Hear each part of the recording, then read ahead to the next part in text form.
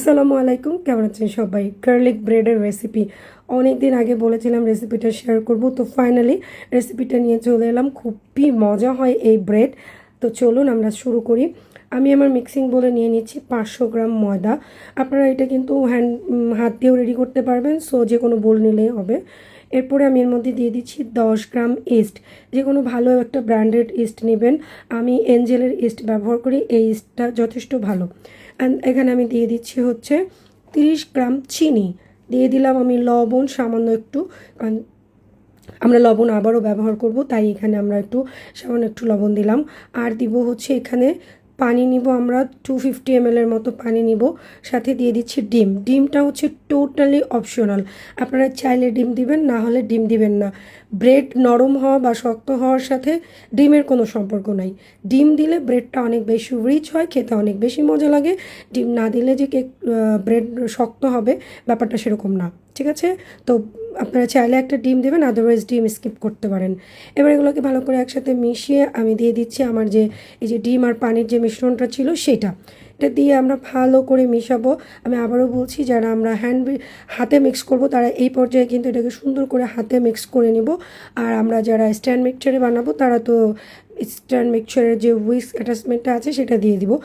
Bread বলেন, বান বলেন, east do নিয়ে আমরা যখন কাজ করি, ইস্ট ডো ভালো হওয়ার বা ব্রেড বান এগুলোর আউটকাম ভালো হওয়ার একটা মেন সিক্রেট হচ্ছে ওয়েল মিক্সিং। এটাকে যত ভালো আপনারা ইনকর্পোরেট করবেন, ভালো মতো মিক্সিং করবেন, এই জিনিসটা কিন্তু তত ভালো আউটকাম দিবে আমাদের।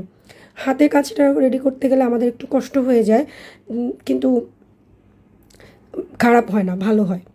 অ্যান্ড দেন এই যে দেখতে পাচ্ছেন এরকম একটা পর্যায়ে আসার পরে এটার মধ্যে আমি 30 ml এর মতো দিয়ে দিব অয়েল।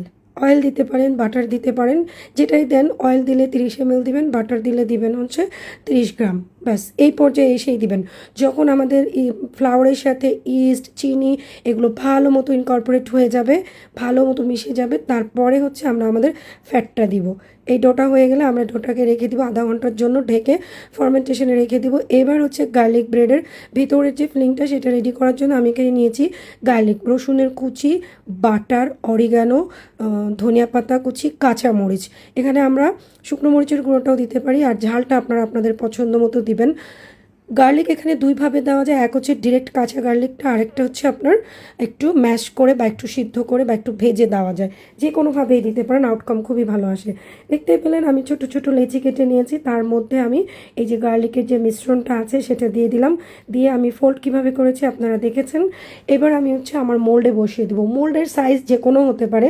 আমি এখানে যেমন ছোট, আমার সব মিলে এখানে আমি 300 গ্রামের মতো ডোতে 4 ভাগ করে দেন আমি দিয়েছি। আপনারা চাইলে কিন্তু এই প্রত্যেকটাকে ইন্ডিভিজুয়ালও বেক করতে পারেন, খুব চমৎকার আউটকাম আসে। অ্যান্ড দেন আমি এটাকে প্রুফিংয়ের জন্য 30 মিনিটস রেখে দিলাম। 30 মিনিটস পরে এটার উপর আমি এগ ওয়াশ করে দিয়েছি, সাথে দিয়েছি হচ্ছে একটু চিলি ফ্লেক্স, আর ওই যে উপরে একটু সেই গার্লিকের মিশ্রণ। 180 ডিগ্রি সেন্টিগ্রেড তাপমাত্রায় 25 থেকে 30 মিনিট বেক করব। বাস এই যে হয়ে গেল দারুণ মজার ব্রেড।